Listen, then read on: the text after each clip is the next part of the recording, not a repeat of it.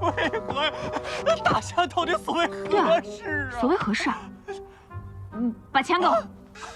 早说呀！合着你就一顿向我打击啊？那至少证明他不会武功啊。那你还下手这么重？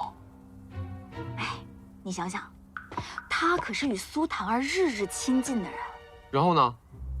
孤男寡女，独处一室，你为人夫，作何感想？檀儿啊，这是这个月、上个月和上上个月的账目。席掌柜辛苦了。应该的，我陪你慢慢看，不着急。